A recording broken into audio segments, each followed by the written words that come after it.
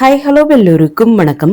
இன்னைக்கு நாம Tirumala Tirupati info by KHM சேனல்ல திருமலையில வருடம் ஒரு முறை நடக்கக்கூடிய ஆனுவல் ஆர்ஜித சேவாவான ஜேஷ்டாபிஷேகம் சேவா பற்றிய முழுமையான தகவல்களை பார்க்கலாம். திருமலை உற்சவ மூர்த்திகளான ஸ்ரீதேவி பூதேவி சமேதமான மலையப்ப சுவாமியை எப்பவுமே நம்ம தங்க கவசத்துடன் தான் தரிசனம் செய்வோம். ஆனால் வருடத்துல தொடர்ந்து 3 நாட்களுக்கு மட்டும் உற்சவ மூர்த்திகளான ஸ்ரீதேவி பூதேவி சமேதமான மலையப்ப சுவாமிய எந்தவித கவசங்களும் இல்லாமல் அவங்களுடைய நிஜரூப தரிசனமான பஞ்சலோக சிலைகளாக நம்ம தரிசனம் செய்ய முடியும். இந்த 3 நாட்களுக்குமே எந்தவித கவசங்களும் இல்லாமல் ஸ்ரீதேவி பூதேவி சமேதமான மலையப்ப சுவாமிக்கு அபிஷேகம் நடக்கும். இந்த 3 நாட்கள் நடக்கக்கூடிய அபிஷேகத்தை தான் ஜேஷ்டாபிஷேகம் சேவா என்றும் அபிதேயக அபிஷேகம் என்றும் குறிப்பிட்டோம். திருமலை வெங்கடேஸ்வர பெருமாள் கோவில்ல ஒரு வருடத்துல உற்சவ மூர்த்திகளை முன்னிலைப்படுத்தி நிறைய பூஜைகளும் அபிஷேகங்களும் நடக்குது. இந்த பூஜைகள் மற்றும் அபிஷேகங்கள் நடக்கக்கூடிய சமயத்துல உற்சவ மூர்த்திகள் மேல் இருக்கக்கூடிய தங்க கவசத்திற்கு ஏற்படக்கூடிய சேதாரத்தை சரி செய்வதற்காக அந்த தங்க கவசத்தை அகற்றி அதை சரி செய்து அதற்கடுத்து மறுபடியும் உற்சவ மூர்த்திகளுக்கு சாற்றுவாங்க. ஜேஷ்டாபிஷேகத்தினுடைய முதல் நாள் சேவா ஆரம்பிப்பதற்கு முன்னாடியே உற்சவமூர்த்திகளினுடைய தங்க கவசத்தை அகற்றி சேதாரங்களை எல்லாம் சரி செய்வதற்காக கோவில் ஸ்தபதிகளிடம் கொடுப்பாங்க. கோவில் ஸ்தபதிகள் அந்த சேதாரங்களை எல்லாம் சரி செய்து அந்த கவசத்தை மறுபடியும் மெருகேற்றி 3வது நாள் கோவில்ல கொண்டு வந்து ஒப்படைப்பாங்க. 3வது நாள் மாலை மறுபடியும் உற்சவமூர்த்திகளுக்கு இந்த தங்க கவசம் சாற்றுவாங்க. இந்த 3 நாட்கள் ஜேஷ்டாபிஷேகத்தினுடைய சமயத்துல கல்யாண உற்சவ மண்டபத்துல உற்சவ மூர்த்திகளினுடைய முன்னிலையில ஹோமங்கள் நடக்கும். சாந்தி ஹோமம், சதகலச பிரதிஷ்டை, நவகலச பிரதிஷ்டை, கங்கண பிரதிஷ்டை முடிந்த பிறகு வேத பாராயணதாரர்கள் பஞ்சசுக்தம் பாராயணம் செய்ய அபிஷேகம் ஆரம்பிக்கும். அபிஷேகம் பால், தயிர், தேன், இளநீர், மஞ்சள், சந்தனம் போன்ற மங்கள பொருட்களால உற்சவ மூர்த்திகளுக்கு அபிஷேகம் செய்வாங்க. 3 நாட்கள் நடக்கக்கூடிய ஜேஷ்டாபிஷேகம் சேவாவில் ஏதாவது ஒரு நாள் ஜேஷ்டாபிஷேகம் சேவா டிக்கெட் புக் செஞ்சு இந்த ஹோமம் மற்றும் அபிஷேகம் நடக்கக்கூடிய சேவாவை பார்த்துட்டு சேவா பார்த்து முடித்த உடனே திருமலை மூலவர் வெங்கடேஷ பெருமாள் தரிசனமும் பார்த்துட்டு வரலாம். 3 நாட்களுக்கும் இதே போல ஹோமம் மற்றும் அபிஷேகம் நடக்கும். முதல் நாள் மாலை உற்சவமூர்த்தியான மலையப்ப சுவாமிக்கு வஜ்ர கவசம் என்று சொல்லப்படக்கூடிய வைர கவசம் சாற்றுவாங்க. வருடத்துல ஒரே ஒரு நாள் மட்டும்தான் மலையப்ப சுவாமிய இந்த வஜ்ர கவசத்தோடு நாம தரிசனம் செய்ய முடியும். இந்த வஜ்ர கவசத்தோடு ஸ்ரீதேவி பூதேவி சமேதமான மலையப்ப சுவாமி சஸ்ர தீப அலங்கார சேவாவுல பக்தர்களுக்கு தரிசனம் கொடுத்த பிறகு அதே வஜ்ர கவசத்தோடு மாட வீதிகள்ல வலம் வந்து பக்தர்களுக்கு தரிசனம் கொடுப்பாங்க.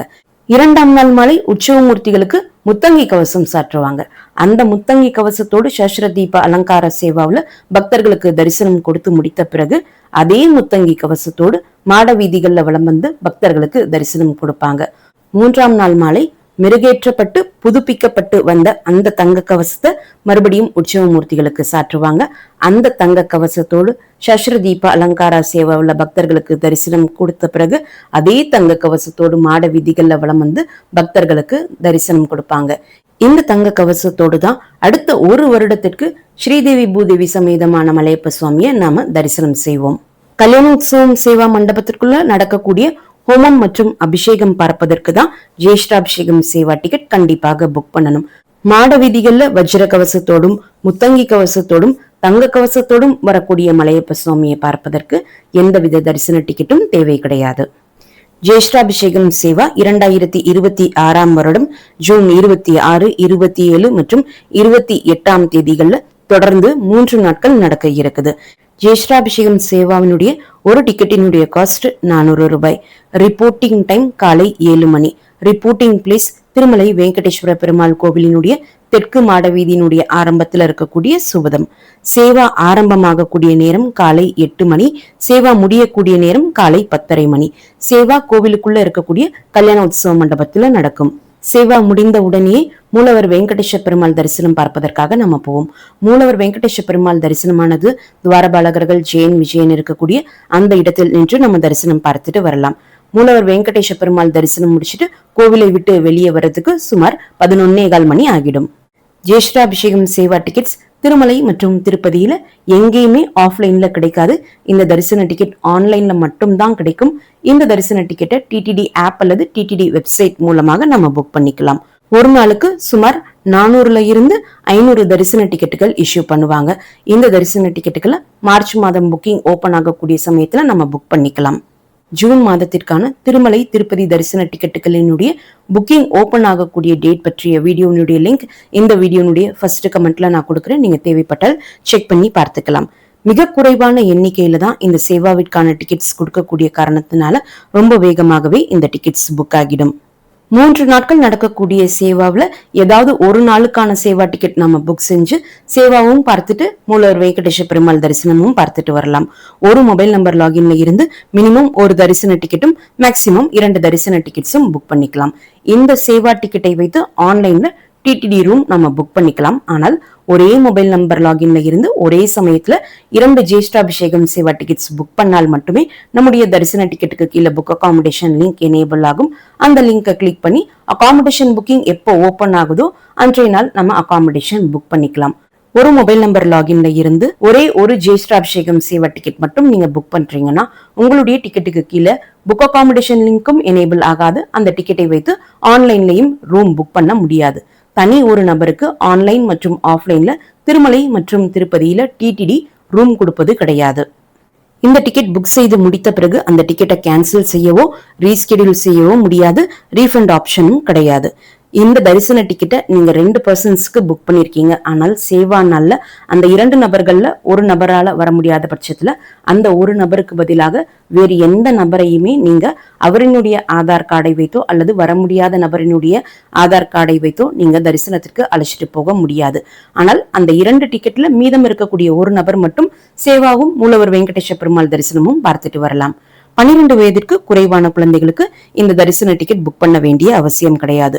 12 வயது மற்றும் 12 வயதிற்கு மேற்பட்ட அனைவருக்குமே இந்த சேவா டிக்கெட் கண்டிப்பாக புக் பண்ணணும்.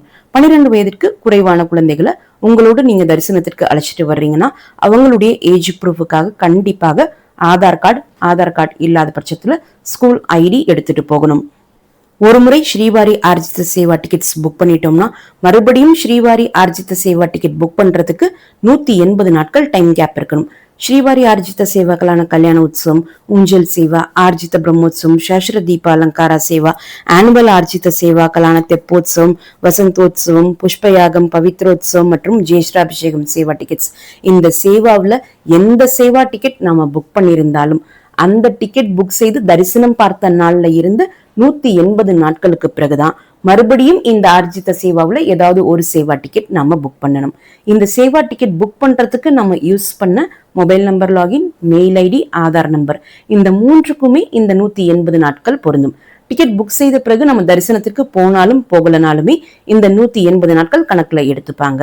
இந்த 180 நாட்கள் என்பது தரிசன நாளில் இருந்து தான் கணக்கு பண்ணணுமே தவிர்த்து டிக்கெட் புக் செய்த நாள்ல இருந்து கணக்கு பண்ண கூடாது.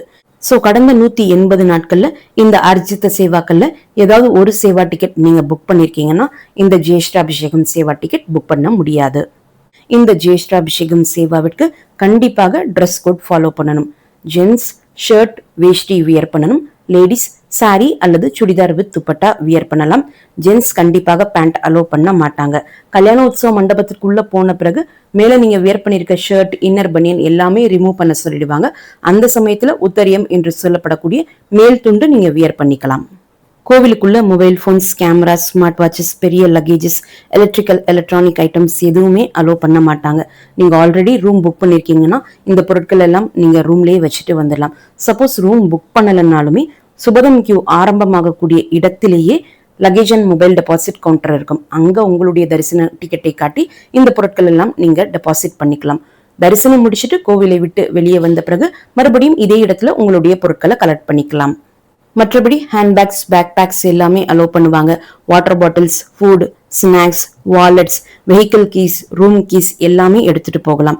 அதே போல நீங்க கை குழந்தைகளை அழைச்சிட்டு வர்றீங்கன்னா அவங்களுக்கு தேவையான feeding bottles, food, snacks, extra diapers, extra set of clothes, அவங்களுக்கு தேவையான மெடிசின்ஸ், பேட்டரியில ஆப்ரேட் ஆகக்கூடிய சின்ன ஃபேன் இது எல்லாமே கூட அலோ பண்ணுவாங்க. சுபதம்ல 3 வெவ்வேறு இடங்கள்ல நம்முடைய தரிசன டிக்கெட் செக் பண்ணுவாங்க. ஒரு இடத்துல நம்முடைய டிக்கெட்டை ஸ்கேன் பண்ணிப்பாங்க. சுபதம் ஆரம்பமாகக்கூடிய இடத்திலேயே பேகேஜ் செக்கிங் மற்றும் பர்சனல் செக்கிங் இருக்கும். நம்முடைய தரிசன டிக்கெட் ஸ்கேன் செய்து முடித்த பிறகு கம்பார்ட்மெண்ட்ல உட்கார்றதுக்கு அலோ பண்ணுவாங்க. கம்பார்ட்மெண்ட்ல இந்த ஜேஷ்ட அபிஷேகம் சேவா டிக்கெட் ஹோல்டர்ஸ் மட்டும் தான் இருப்பாங்க. 7:45 மணி வரைக்கும் நம்ம கம்பார்ட்மெண்ட்ல வெயிட் பண்ண வேண்டியிருக்கும். அதற்கடுத்து கம்பார்ட்மெண்ட் ஓபன் செஞ்சு கியூல ஜாயின் செய்த பிறகு மறுபடியும் ஒரு பர்சனல் செக்கிங் மற்றும் பேக்கேஜ் செக்கிங் இருக்கும். கம்பார்ட்மெண்ட் ஓபன் செஞ்சு கல்யாண உற்சவ மண்டபம் உள்ள போற வரைக்கும் தனி கியூல தான் இந்த ஜேஷ்டாபிஷேகம் சேவா டிக்கெட் ஹோல்டர்ஸை அலோ பண்ணுவாங்க. ஸோ எந்த வித தள்ளுமுள்ளோ நெரிசலோ இருக்காது. 7:50க்கெல்லாம் கல்யாண உற்சவ மண்டபத்திற்குள்ள நம்ம போயிடும். அதுக்கப்புறம் எல்லாருமே அரேஞ்ச் பண்ணி உட்கார வைப்பாங்க. நம்ம மண்டபத்திற்குள்ள போகக்கூடிய சமயத்திலே ஸ்டேஜ்ல ஸ்ரீதேவி பூதேவி சமேதமாக மலையப்ப சுவாமி உட்கார்ந்திருப்பாங்க. எக்ஸாக்டா 8 மணிக்கு சேவா ஸ்டார்ட் பண்ணுவாங்க. ஃபர்ஸ்ட் ஹோமம் நடக்கும். அதற்கடுத்து அபிஷேகம் நடக்கும். நிஜரூபமான பஞ்சலோக சிலைகளான ஸ்ரீதேவி பூதேவி சமேதமான மலையப்ப சுவாமிக்கு அபிஷேகம் நடக்கக்கூடிய சமயத்துல அந்த பஞ்சலோக சிலைகளுக்கு எந்தவித சேதாரமும் ஏற்படக்கூடாது என்பதனால மூலிகை தைலம் ஃபர்ஸ்ட் சாற்றி இருப்பாங்க. அந்த மூலிகை தைலத்திற்கு மேலதான் இந்த அபிஷேகம் எல்லாம் செய்வாங்க.